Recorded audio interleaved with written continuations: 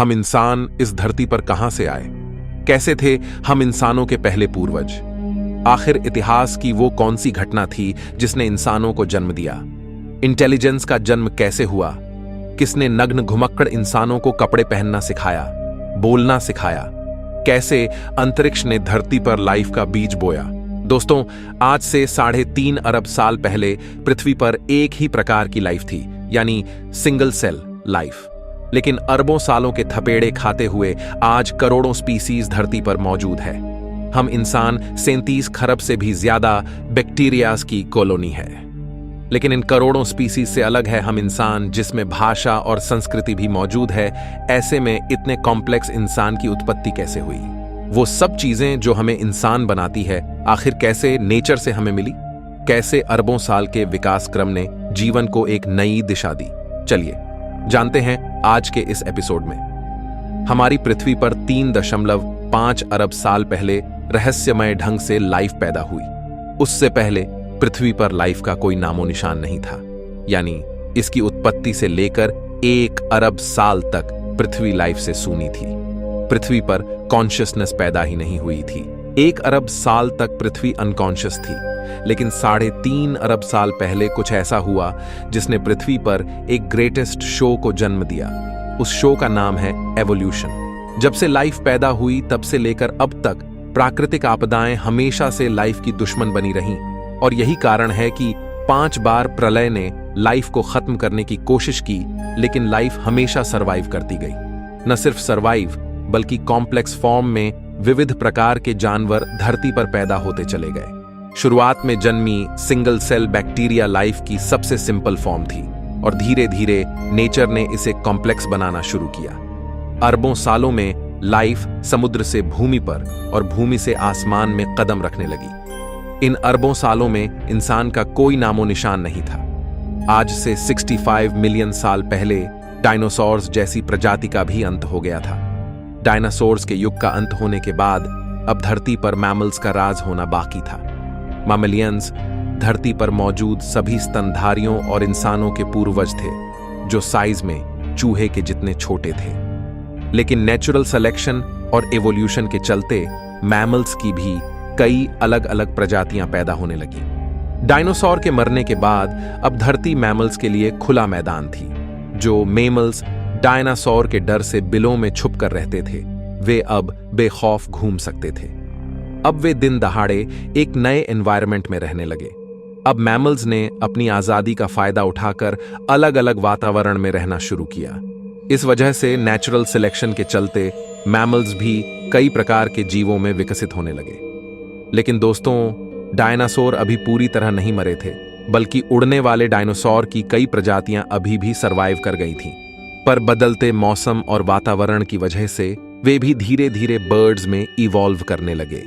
In mammals को विचित्र प्रकार के जीवों में तब्दील होने में अगले करोड़ों साल लगे, जहां मैमल्स इवॉल्व होते होते प्राइमेट में तब्दील हुए। इन्हीं प्राइमेट से आगे चलकर इंसान की उत्पत्ति होनी थी।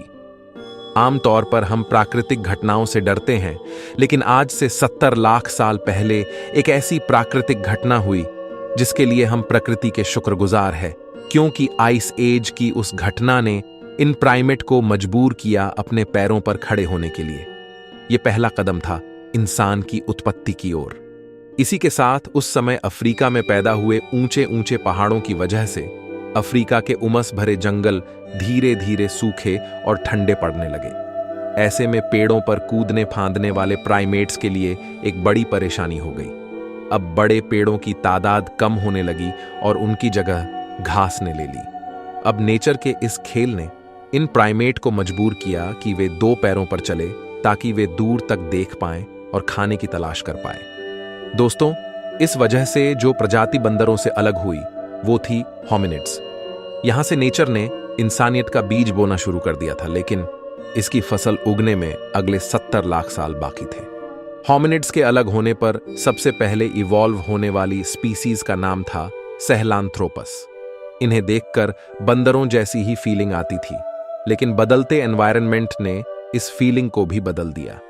अगले कई मिलियन सालों में सहेलांथ्रोपस पेड़ की शाखाओं की तरह अलग अलग ब्रांचेस में इवॉल्व हुए, जैसे आर्डिपिथेक्स, ऑस्ट्रेलोपिथेक्स, पेरांथ्रोप्स और अंत में फाइनली होमो, जो लगभग 24 लाख साल पहले उत्पन्न हुए थे। पर इन मिलियन सालों के विकास क्रम में जीवन के इस पेड़ की बाकी सभी शाखाएं टूट गई यानी एक्सटिंक्ट हो गई, और बची एक शाखा यानी होमो, यानी जिससे हम निकलने वाले थे। समय के साथ इनका दिमाग भी बड़ा हो रहा था। 30 लाख साल पहले ऑस्ट्रेलोपिथेकस ही इंसानों की वो पहली स्पीसीज थी जिसने पत्थरों को काटकर हथियार की तरह इस्तेमाल करना सीखा। इसी वजह से ये शिकार में काफी होशियार थे। मांस खाने की वजह से इन्हें सभी न्यूट्रिएंट्स की पूर्ति होने लगी, और यह एक मुख्य कारण बना इनकी इंटेलिजेंस के बढ़ने का, क्योंकि अब इनके दिमाग का साइज बढ़ने लगा। इस तरह आज से तकरीबन 20 लाख साल पहले होमो जीनस की उत्पत्ति हुई, और इस जीनस की पहली स्पीसी थी होमो हैबिलिस यानी हैंडीमैन, जिसने पत्थर के औजारों को और मॉडिफाई किया। वहीं होमो जीन्स में एक और स्पीसी पैदा हो रही थी, वह थी होमो इरेक्टस, जो आज से करीब 18 लाख साल पहले अस्तित्व में आए। ये वो पहली स्पीसी थी जो 2 पैरों पर सीधा खड़े रह सकती थी। अपने पैरों पर खड़े होकर इसी स्पीसी ने नेचर की जिम्मेदारी को संभाला, और इन्होंने सबसे पहले आग को कंट्रोल करना सीखा। यानी हम कह सकते हैं कि आग का आविष्कार आज से 18 लाख साल पहले हुआ। लेकिन अपने आप आग की खोज कैसे हुई? दोस्तों, वैज्ञानिकों के अनुसार यह संभव हो सकता है कि प्राकृतिक घटनाओं जैसे बिजली कड़कना या सामान्य घटनाएं जैसे चकमक पत्थर का नेचुरली आपस में टकराना, जिसे देखकर एक क्यूरियोसिटी जगे कि आखिर ये नई चीज क्या है। अब दिमाग तो इनका बढ़ ही रहा था, ऐसे में क्यूरियोसिटी भी बढ़ रही थी। होमो इरेक्टस और अन्य प्रजातियों को जानवरों का शिकार करना या उससे बचने के लिए एक नई चीज मिल गई थी, वो थी आग। जानवर जो आग से डरते हैं, और इसके प्रयोग से होमो इरेक्टस को एक एडवांटेज मिला कि वो आग का प्रयोग कर खाना भी पका सकता है और जानवरों को भगा सकता है। पके हुए मांस को खाने से उनका शरीर उसे सही से पचा सकता था। इस वजह से इनका दिमाग और अधिक विकसित होने लगा। अब यही ट्रेंड बाकी होमो स्पीसीज ने भी कॉपी कर लिया और उसे यूज लेने लगे, जिससे बाकी इंसानों की स्पीसी का भी दिमाग विकसित होने लगा। इस तरह इवोल्यूशन के चमत्कार से 3 लाख साल पहले 2 सबसे बुद्धिमान स्पीसीज पैदा होती है, यानी होमो निएंडरथलेंसिस और होमो सेपियंस। आज से 1 लाख साल पहले इस समय इंसानों की स्पीसीज ने एक बड़ा फैसला लिया। ये अब तक साउथ अफ्रीका में मौजूद थे। ये वहां से माइग्रेट कर धरती के अलग अलग इलाकों पर जाकर बसने लगे। नए इलाकों में जाने पर इनके सामने नए चैलेंजेस आए, नई क्लाइमेट कंडीशन और खुखार जानवर। अब अपने सर्वाइवल के लिए इन्होंने दिमाग लगाया और नए विकसित हथियार तैयार किए। अब इन हथियारों की वजह से ये शिकार को काट सकते थे और दूर दूर तक ले जा सकते थे। इस समय कुछ और नए चैलेंजेस सामने आते हैं, जैसे हिरन जैसे जीवों का शिकार करना, जिसके लिए एक साथ मिलकर काम करने की जरूरत थी। और इस तरह टीम वर्क में काम करने के लिए एक नए आविष्कार की जरूरत थी, वो थी भाषा। एक दूसरे से कम्युनिकेट करना, और यह भाषा की शुरुआत हुई इशारों से, अलग अलग सिग्नेचर से। यह भाषा की शुरुआत थी जिसे प्रोटो लैंग्वेज कहा जाता है। अब लैंग्वेज जैसी एक नई चीज आने से इन ह्यूमंस ने उसका खूब प्रयोग करना शुरू किया। वहीं लैंग्वेज के और कॉम्प्लेक्स बनने का कारण था ह्यूमंस के बीच इंटरेक्शन, आपस में होने वाले कॉम्प्लेक्स इंटरेक्शन और डिटेल में चीजों को एक्सप्लेन करने के लिए धीरे धीरे लैंग्वेज इवॉल्व होने लगी। अब इंसान की शरीर की ऊर्जा दिमाग पर अधिक खर्च होने लगी, जिससे इवोल्यूशन दिमाग का हुआ। लैंग्वेज की वजह से ब्रेन के कॉग्निटिव पार्ट ने ग्रो किया। दोस्तों, हो सकता है कि लैंग्वेज की वजह से चुगली करने का आविष्कार भी फीमेल्स ने उसी समय किया होगा। लेकिन दोस्तों, अब तक जो ह्यूमन स्पीसीज नग्न घूमती थीं, आखिर ऐसा क्या हुआ जिस वजह से उन्होंने कपड़े पहनना सीखा? वैज्ञानिकों के अनुसार हमारे प्राचीन इंसानी पूर्वजों के शरीर पर बाल अधिक हुआ करते थे, लेकिन धीरे धीरे उनके फर लूज होने लगे। अब क्लाइमेट चेंज होने की वजह से और माइग्रेशन के कारण ठंडे इलाकों में रहने की वजह से इंसानों ने अपने स्टोन टूल्स का प्रयोग करके, वैज्ञानिकों के अनुसार आज से 1,70,000 साल पहले इंसानों ने कपड़ों का आविष्कार किया। अब इंसानों की स्पीसीज में होमो निएंडरथेल्स और होमो सेपियंस ही बची थीं और वे आइस एज के बर्फीले युग से गुजर रही थीं। और फ्रेंड्स, इस तरह लगातार डेवलप होते होते आज से 30,000 साल पहले होमो सेपियंस और होमो निएंडरथल्स में से एक ही स्पीसीज सरवाइव कर पाई। वो थी हम इंसान, यानी होमो सेपियंस। और वैज्ञानिक पूरी तरह से नहीं जानते कि आखिर क्यों और कैसे होमो निएंडरथालेंसिस विलुप्त हुए। इस वक्त तक आइस एज का युग जारी था, जो आज से 10,000 साल पहले जाके खत्म हुआ।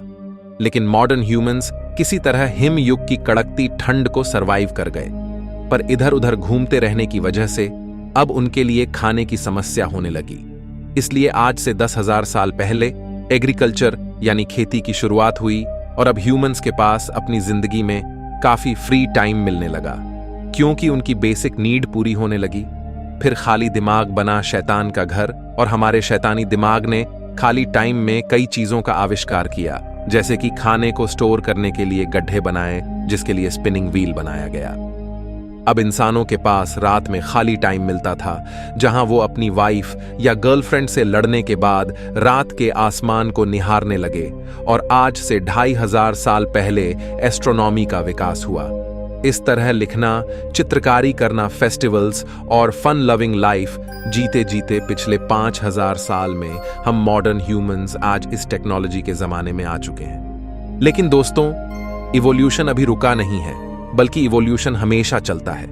आज भी हम इंसान इवॉल्व हो रहे हैं। जैसे नाखून बढ़ते हुए हमें दिखाई नहीं देता, लेकिन लंबे समय बाद वह काफी बड़ा हो जाता है। इस तरह इवोल्यूशन की प्रक्रिया काफी धीरे होती है और आगे आने वाले मिलियन सालों में न जाने हम इंसान किस रूप में बदल जाए। आज हम ऐसी कई परिस्थितियों से गुजर रहे हैं जो हमें लगातार शेप कर रही हैं। जिस तरह भूतकाल में हम इंसानों की कई विचित्र प्रजातियां थीं, उसी तरह हो सकता है हम इंसानों की और भी कई विचित्र प्रजातियां पैदा हो जाएं। आज हम जीवन के लंबे इतिहास को जानते हैं कि किस तरह जीवों का विकास हुआ, लेकिन एक सवाल अभी भी वैज्ञानिकों को परेशान करता कि आखिर लाइफ की शुरुआत कैसे हुई, किसने पृथ्वी के गर्भ में लाइफ का बीज बोया। यह एक बहुत बड़ा रहस्य है। लेकिन कुछ वैज्ञानिकों के अनुसार 4 अरब साल पहले लाखों एस्टेरॉयड की वर्षा में उन्हीं एस्टेरॉयड्स के साथ एमिनो एसिड मॉलिक्यूल्स के रूप में लाइफ भी अपने सूक्ष्म रूप में पृथ्वी पर आई। लेकिन अगर यह सच है तो यह सवाल उठता है कि हमारी जैसे ही लाइफ किसी अन्य ग्रह पर भी इन्हीं एमिनो एसिड मॉलिक्यूल्स से क्यों नहीं आ सकती।